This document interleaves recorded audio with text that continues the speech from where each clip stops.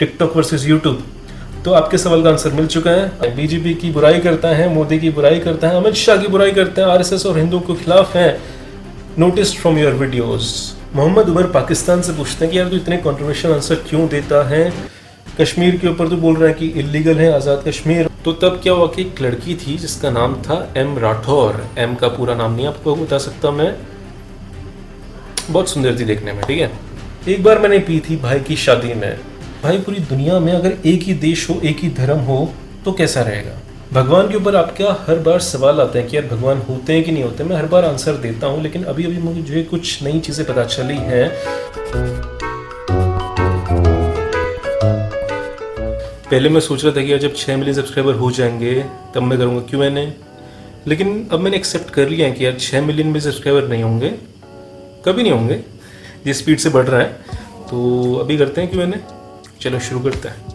अफरोज़ ने पूछा है कि यार जो सीक्रेट इंडियन टीवी का है इसका आइडिया आपको किसने दिया। दूसरा सवाल है कि आपका फेवरेट यूट्यूबर कौन है। पहला सवाल, बात तो उस समय की है जब मैं रह रहा था दिल्ली में, IAS की तैयारी कर रहा था। तो मेरे साथ एक रूममेट था, विक्रम नाम था उसका, ठीक है। तो हम दोनों के पास ब्रॉडबैंड था, दिन भर बैठे रहते थे लैपटॉप पे, कुछ भी यूट्यूब पे कहीं भी घूम रहे हैं, ठीक है। तो उस समय ख्याल आ चुका था कि यार यूट्यूब तो शुरू करना है, क्योंकि पहले बता चुका हूँ मैं एग्ज़ाम में कुछ हो नहीं रहा था मेरा, ठीक है।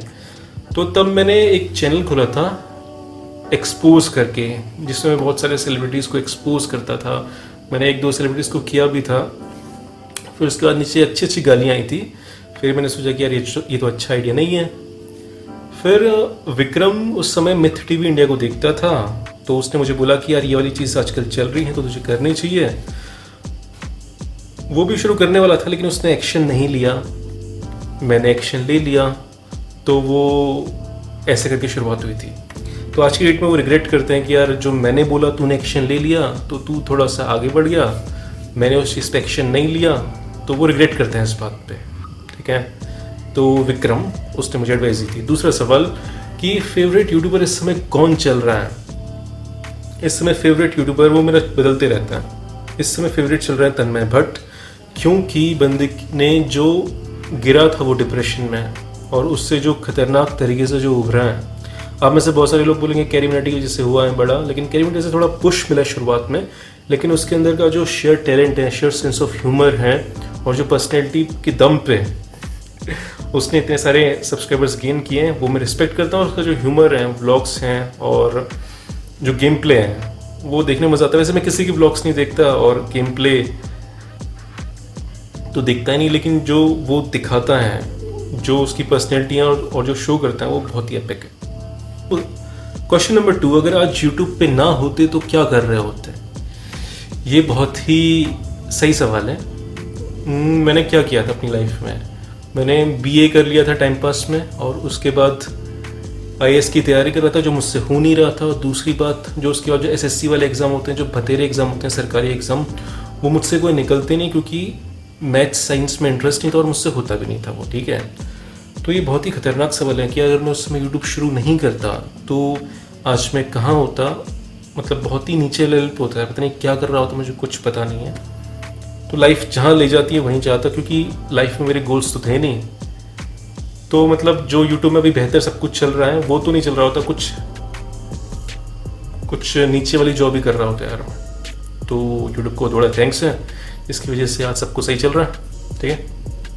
असद शेख ने लिखा, मैं पाकिस्तान से हूँ और मैं आपकी हर वीडियो देखता हूँ, आपका पाकिस्तान के बारे में क्या मानना है। देखो, देश में जो लोग होते हैं, चाहे वो किसी भी देश के हो, इंडिया के हो, पाकिस्तान के हो, लोग हमेशा अच्छे होते हैं।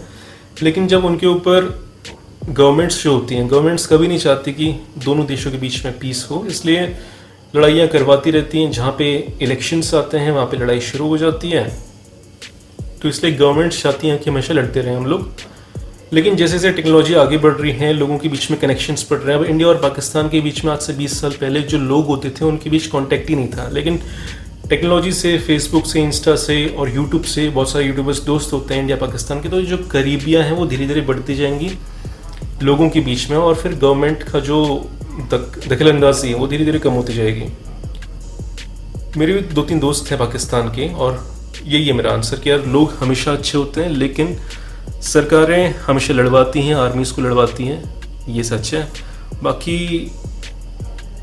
जो कश्मीर का है, कश्मीर के ऊपर भी आपकी सरकार आपको दिखाती रहती हैं। आपका जो पूरा का पूरा नैरेटिव है देश का, देश पे आपका सवाल, आप सवाल ना उठा पाओ, इसलिए सारा का सारा ध्यान आप पाकिस्तानी जनता का कश्मीर के ऊपर लगा के रखती हैं, जो कि नहीं होना चाहिए। कश्मीर में कुछ भी डिबेट के लिए है नहीं। तो ये मेरा मानना है यार।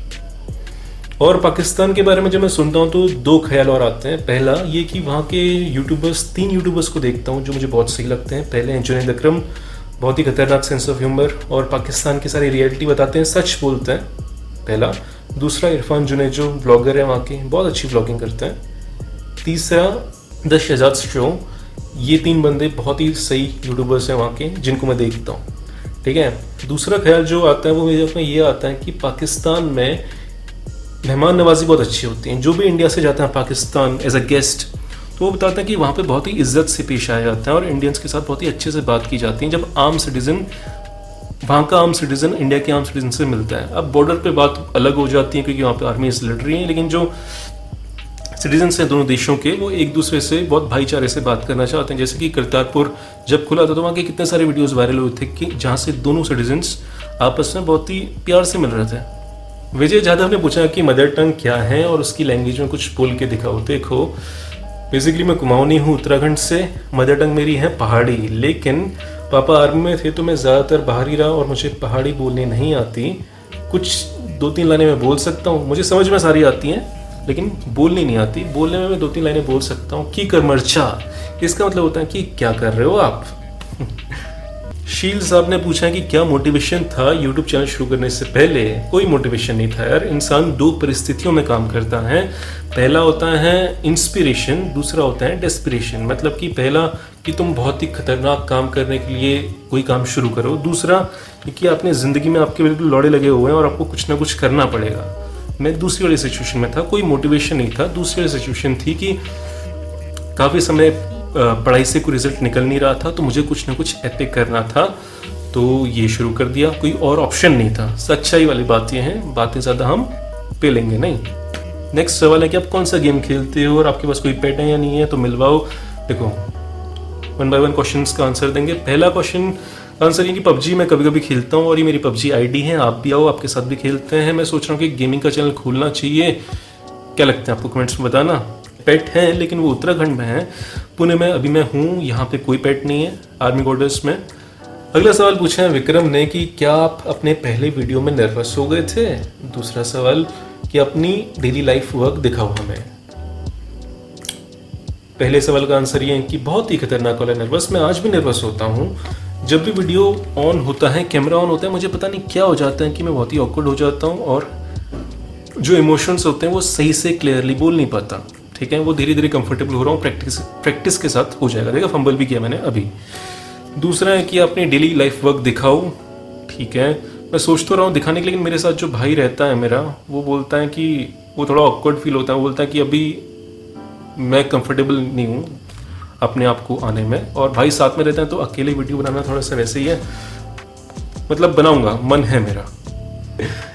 राहुल जोशी ने पूछा है सर आपकी कोई क्रश रही है, उसका आंसर बताओ। ठीक है, क्रश यार सबकी रहती है, लड़कों की कुछ ज़्यादा रहती हैं, बहुत सारी क्रशेस रहती हैं हमारी। और ऐसी एक क्रश की कहानी है, जब मैं क्लास 5th में पढ़ता था, पठानकोट से आया था मैं ग्वालियर के लिए आर्मी स्कूल में। तो तब क्या हुआ कि एक लड़की थी जिसका नाम था एम राठौर। एम का पूरा नाम नहीं आपको बता सकता मैं, बहुत सुंदर थी देखने में। ठीक है, तब क्लास में टेस्ट होते थे, 10 में से 8 मार्क्स आते थे।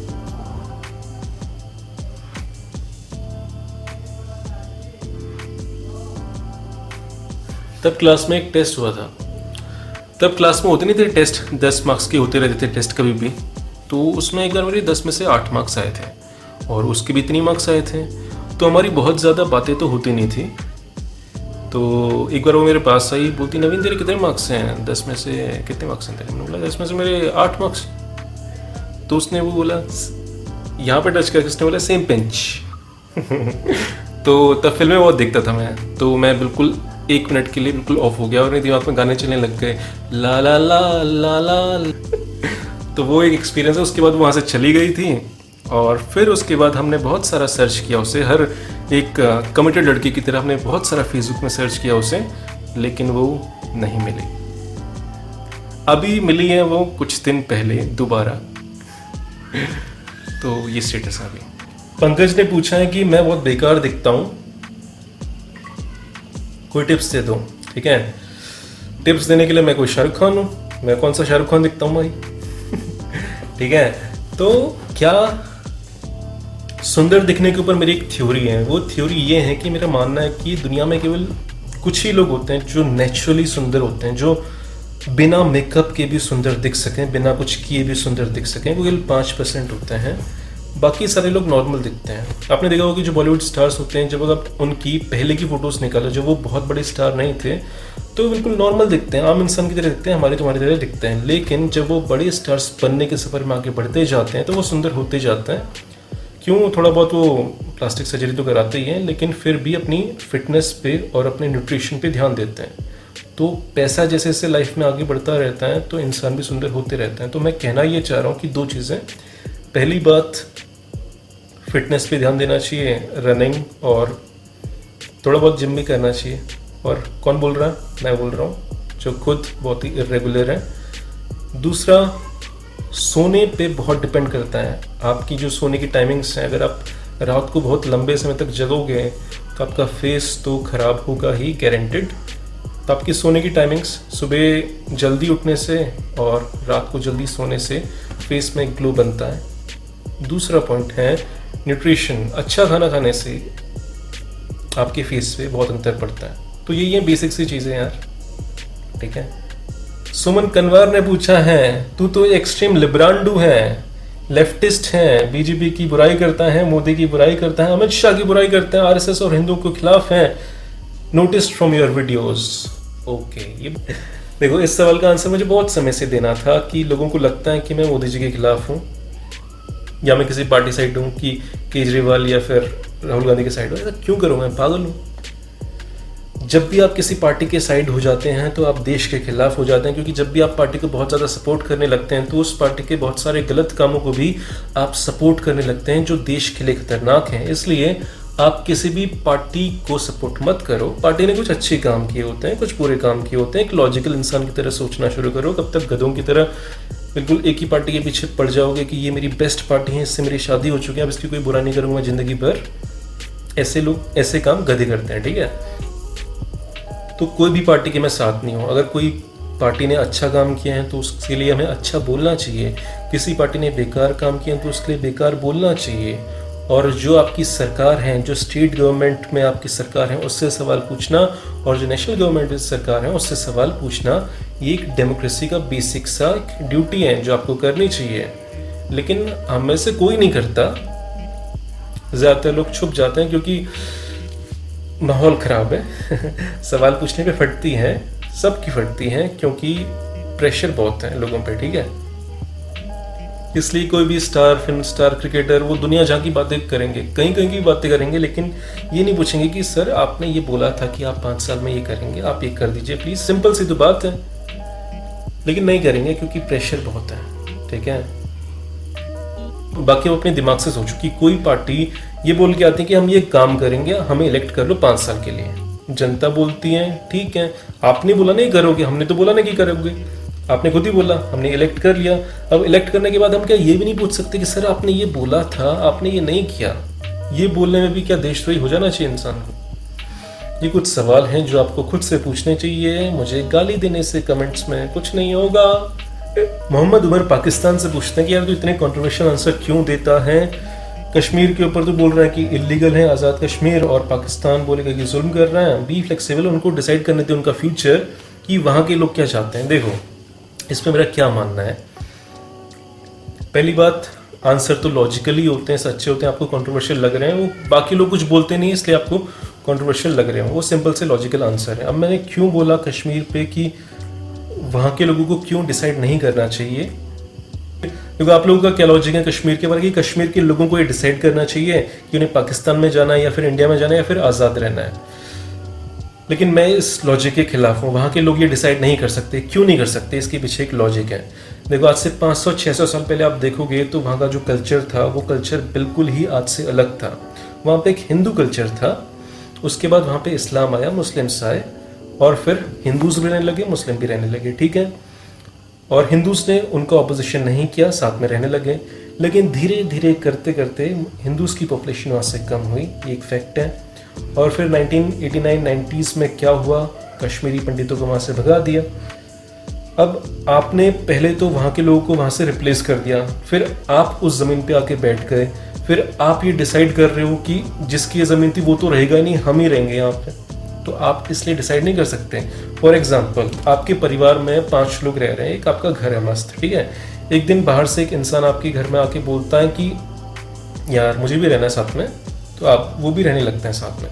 फिर कुछ दिन आप साथ में रहते हो, फिर धीरे धीरे वो आप पे और कम करके आपको बोलता है कि चल निकल। नहीं, आप बोलते हो कि यार हम साथ में रह रहे हैं, कोई दिक्कत वाली बात थोड़ा नहीं, लेकिन वो बोलता है कि निकल। फिर आप आओ 10 साल के बाद, फिर वो इंसान बोले कि ये तो मेरा घर है। ऐसे तो नहीं होता ना यार। तो ये लॉजिकली आप यहाँ पे गलत हो, ठीक है। पहले जो वहाँ के बेसिक, जो वहाँ के लोग हैं, पहले उनको साफ करना, फिर ये बोलना कि हम डिसाइड करेंगे कि ये ज़मीन किसकी है। तो इस प्रकार से ये लॉजिकली गलत है, ये मेरा मानना है। मैं गलत भी हो सकता हूँ, आप कमेंट में बता सकते हो। अब जो मैं ये नहीं बोल रहा कि जो मैंने बोल दिया वो पत्थर की लकीर है, मेरा लॉजिक गलत भी हो सकता है। आप कमेंट में डिस्कशन करके बता सकते हो, ठीक है। अगर मैं गलत हुआ तो मुझे मानने में कोई दिक्कत नहीं है, ठीक है। अगला सवाल ये है कि keep calm and drink beer, जो पोस्टर लगा हुआ है यहाँ पे, ये क्यों रखा है सर आपने? देखो, इसको देख के बहुत सारे लोग सोचते हैं कि मैं पीने पे पीता हूँ करके, लेकिन ऐसा नहीं है।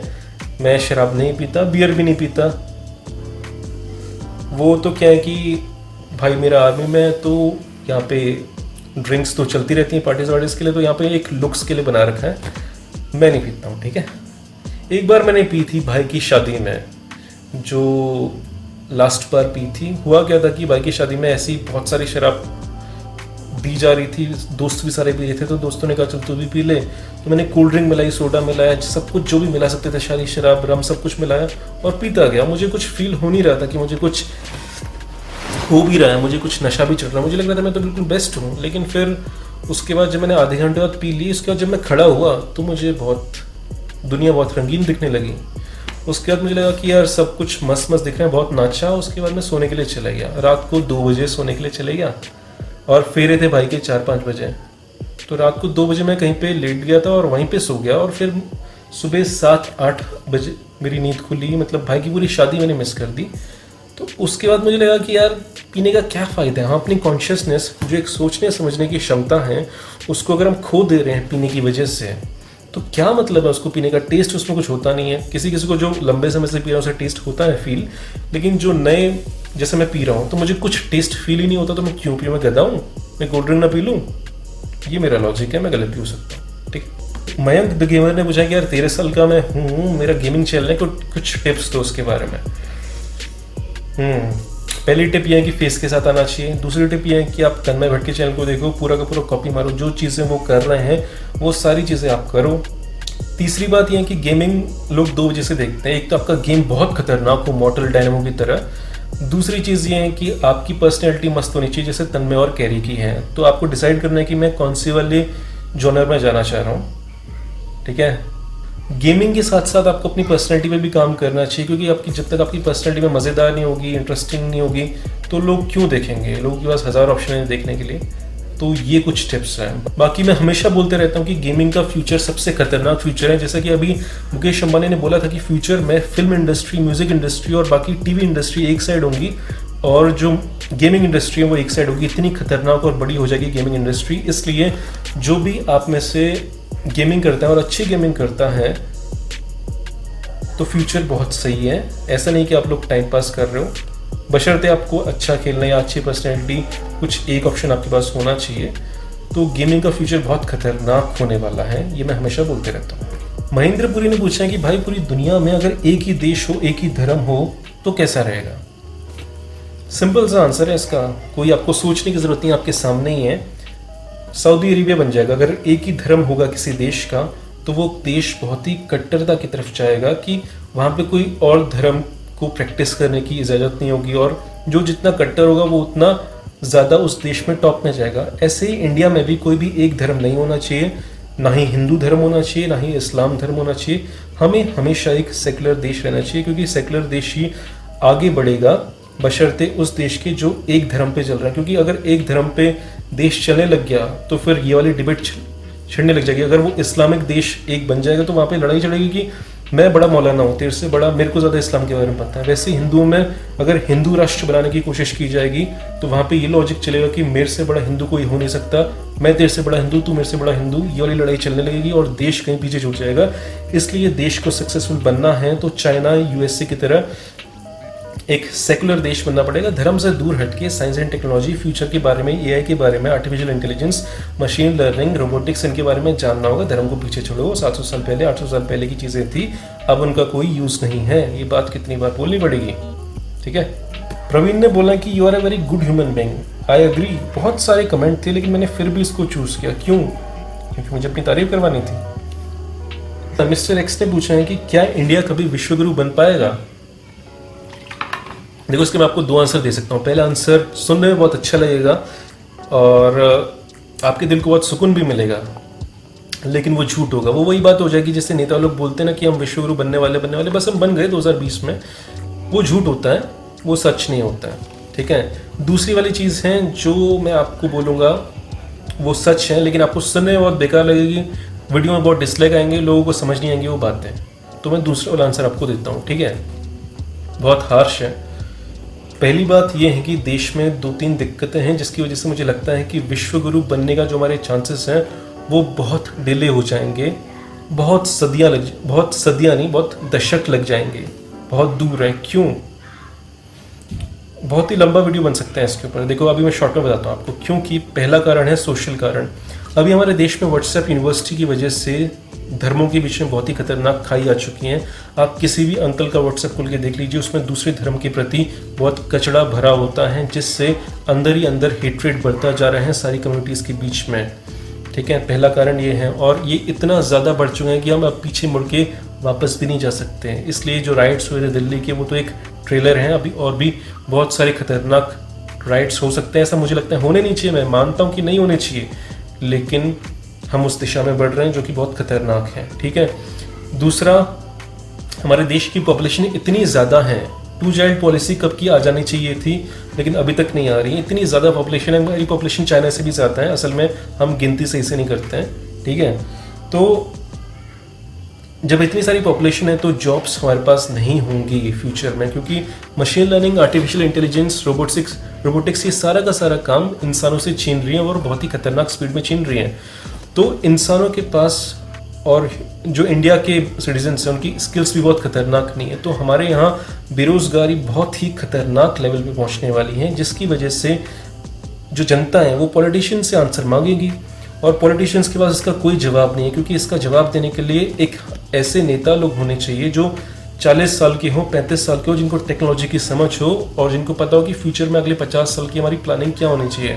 लेकिन जो हमारे नेता लोग हैं उनको केवल अगले 5 साल की पड़ी, उन्हें केवल ये देखना है कि मैं अगले बार इलेक्ट होऊंगा कि नहीं होऊंगा, उसकी बस चिंता ये है, उसकी और कोई चिंता नहीं है, ठीक है।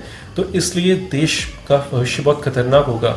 और जब आप नेता से पूछोगे कि हमें जॉब क्यों नहीं मिल रही, नेता ये तो बोलेगा नहीं कि मतलब मेरे अंदर दिक्कत है, मेरे डिसीजंस खराब हैं इसलिए मैं आपको जॉब्स नहीं दे पा रहा। वो बोलेगा कि ये जो दूसरी कम्युनिटी है ना, ये धर्म के लोग, वो धर्म के लोग, इनकी वजह से आपको जॉब नहीं मिल रही है। देश में आपको बरगलाया जाएगा, दंगे होंगे, बोलेगा कभी इस कास्ट की वजह से नहीं मिल रही है, जो ये वाली कास्ट आपकी सारी जॉब्स ले जाती है, ये वाला धर्म आपके खिलाफ है।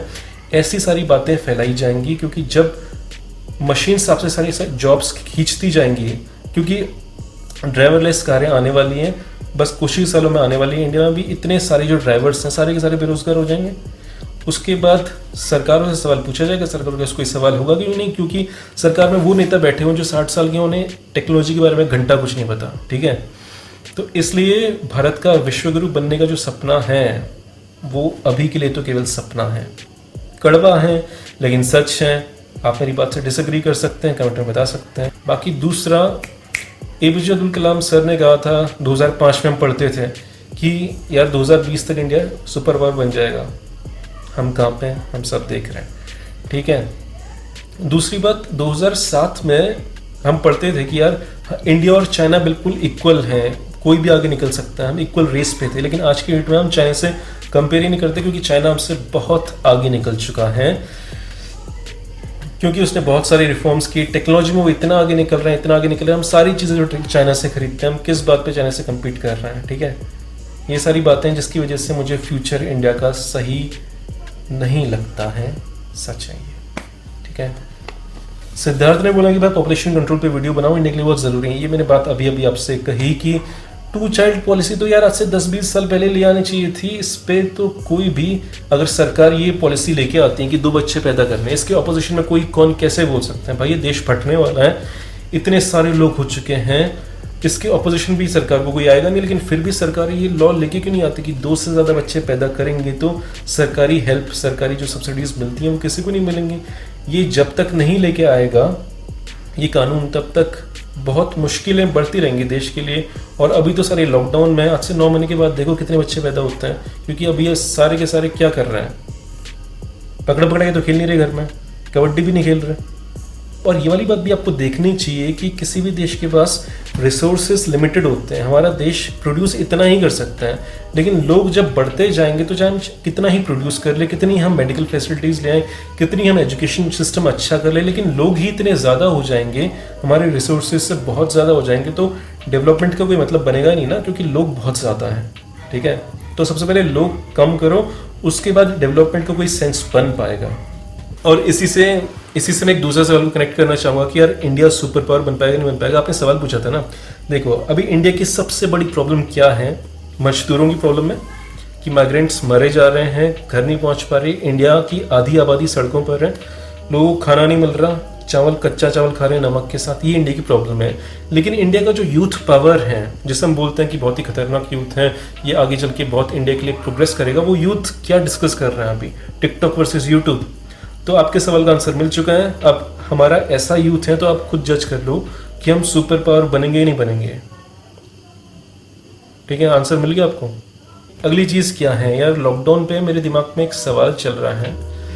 अगली चीज़ कोई सवाल नहीं, ये मेरा ही अपने से खुद से मानना है कि और लॉकडाउन के टाइम पे जो 2 चीज़ें मैंने बहुत ज़्यादा रियलाइज़ की हैं लाइफ में, आपके साथ में शेयर करना चाहता हूँ। देखो, पहली चीज़ ये है कि जब मैं वीडियोस देख रहा हूँ गरीब लोगों के, मजदूरों के मरते हुए, खाने के लिए कुछ नहीं है, अटके हुए हैं, पैदल चल रहे हैं 1000 किलोमीटर, तो उससे मुझे एक चीज़ रियलाइज़ हुई है लाइफ में यार कि धर्म बहुत सारे होते हैं, हिंदू, मुस्लिम, सिख, ईसाई, लेकिन जो सबसे बड़ा धर्म का डिफरेंस है दुनिया में वो ये है कि अमीर और गरीब, ये 2 ही डिफरेंसेस हैं जो बहुत ही खतरनाक होते हैं इस दुनिया में। इसलिए लाइफ में आपको इतना सारा पैसा कमाना चाहिए कि आपको कभी भी ऐसी दिक्कतें का सामना ना करना पड़े। बहुत सारा पैसा कमाना है आपको लाइफ में, ठीक है।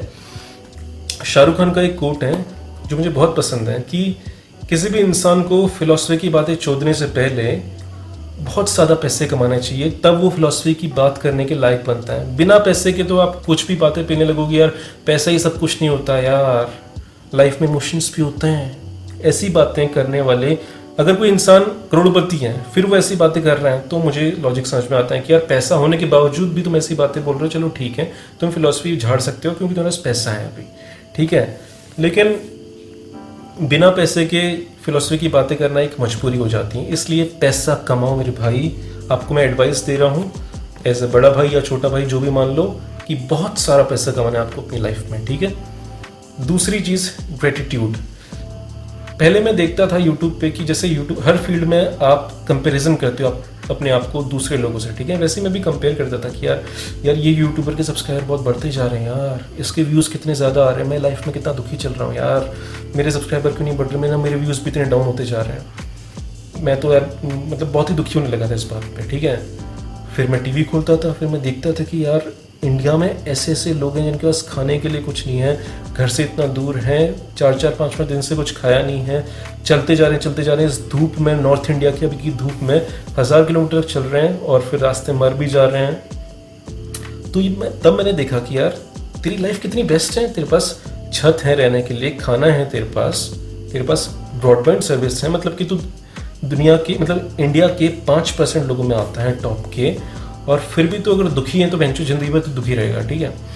क्योंकि जो इंसान दुखी रहता है बाय नेचर वो दुखी ही रहता है, चाहे उसके साथ कितना भी अच्छा हो जाए, और जो खुश रहता है वो बाय नेचर खुश ही रहेगा, चाहे उसकी लाइफ में कितनी प्रॉब्लम्स आए। ठीक है, तो ये मैंने सोचा है कि ग्रेटिट्यूड सबसे बेस्ट चीज़ होती है जो आपके पास है।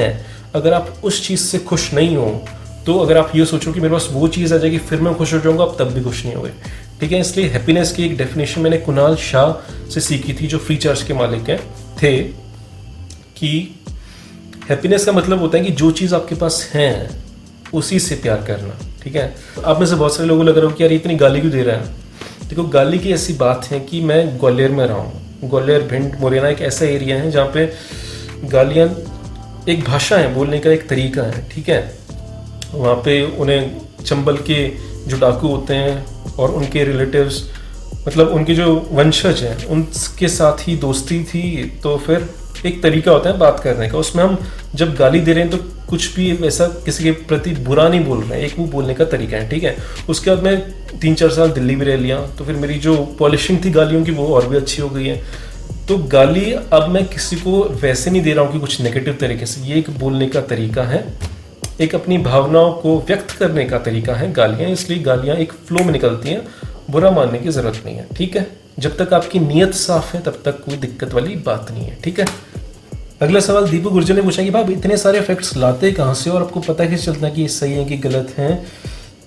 देखो, फैक्ट्स का ऐसा है कि यार फैक्ट्स के अभी 2-3 चैनल्स हो चुके हैं और सारे के सारे लोग फैक्ट्स लेके आते हैं, और फैक्ट्स में कुछ होते हैं बोरिंग फैक्ट, कुछ होते हैं इंटरेस्टिंग फैक्ट्स। इंटरेस्टिंग फैक्ट्स ढूंढने के लिए आपको इंटरनेट की गहराइयों में जाना पड़ता है, साइट के अंदर साइट खोलनी पड़ती है, बहुत सारी स्टडी करनी पड़ती है, और इसीलिए जो फैक्ट वाले बंदे वो हफ्ते का एक वीडियो निकाल पाते हैं, रोज़ का एक वीडियो नहीं निकाल पाते हैं। इसलिए मेरी जो नई अभी टेक्निक है वीडियो डालने की, वो ये है, स्ट्रेटेजी ये है कि अगर मैं हफ्ते के एक वीडियो डाल रहा हूँ ना, तो मैं महीने के 4 वीडियो डाल रहा हूँ, तो फिर ऐसे चैनल बहुत डाउन हो रहे हैं, जो मैं नहीं चाहता ऑफ कोर्स।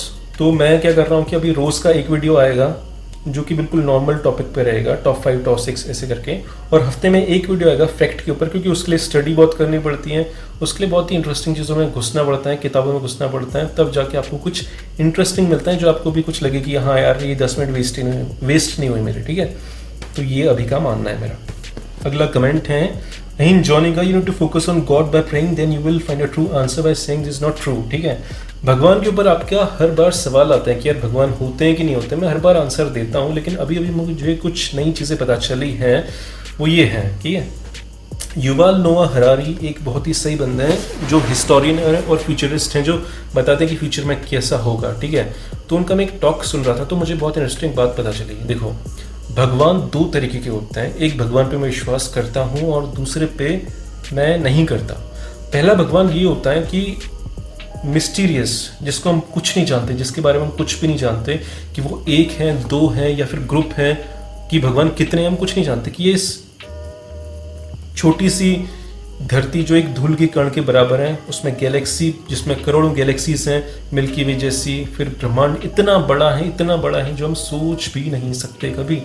तो ऐसी चीज़ में भगवान का ये सोचेगा कि आज नवीन क्या कर रहा है, नवीन ने कुछ गलत काम तो नहीं किया, ये रिकॉर्ड रखेगा इस बात का, वो हम कीड़े के बराबर में नहीं है उसके सामने।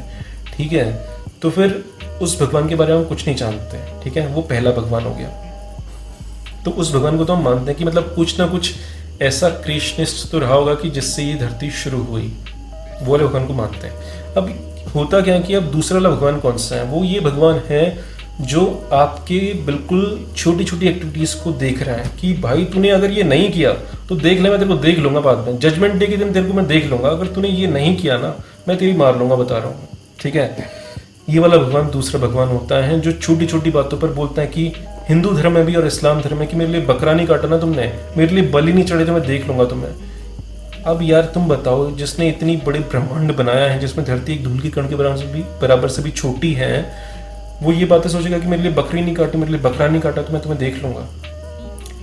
ये क्या होता है कि जो रिलीजियस लीडर्स होते हैं वो अपने फायदे के लिए पहले तो आपसे बोलते हैं कि तेरे को पता है भगवान क्या होता है, तेरे को नहीं पता ना, इतनी बड़ी दुनिया है, तेरे को नहीं पता भगवान क्या होता है, पहला वाला भगवान तेरे को नहीं पता ना, तो हम एक काम करते हैं कि चल एक काम कर, हमको पता है, तो अगर तेरे को ये बकरी काटनी होगी इसके लिए, तब तेरी सारी मनोकामना पूरी होंगी, तेरे को ये पूजाएं करनी पड़ेंगी, इतने कदम पैदल चलना पड़ेगा, तब तेरी सारी मन्नतें पूरी होंगी।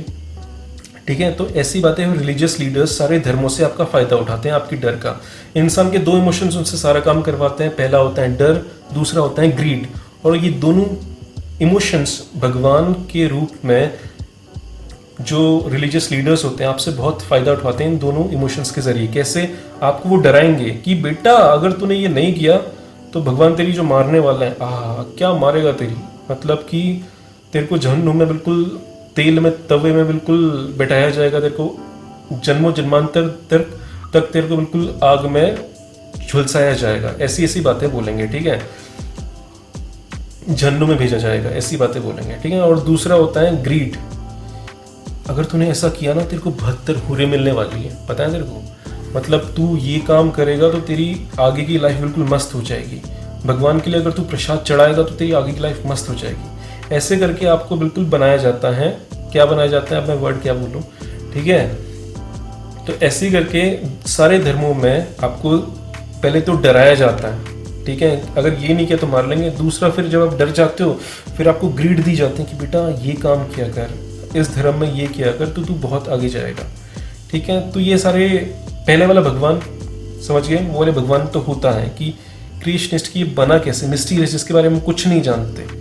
दूसरा जो आज की दुनिया में चलता है, जो सारी आंटियां हिंदुस्तान की वो क्यों जाती हैं मंदिर या फिर मस्जिद, जो भी पूजा करने के लिए जाते हैं कि भगवान तूने मेरा ये कर दिया ना, मैं इतने का प्रसाद चढ़ाऊंगा, ये कर दिया प्लीज तो मैं ये करूंगा। डीलिंग करने के लिए जाते हैं, बिजनेस करने के लिए जाते हैं भगवान के साथ भी। जैसे इंसानों के साथ बिजनेस करते हैं ना कि मैंने ये किया तो तू ये करेगा, वैसे ही भगवान के साथ भी हम बिजनेस करते हैं। भगवान को ये काम नहीं है हमारी प्रार्थना सुनने के अलावा।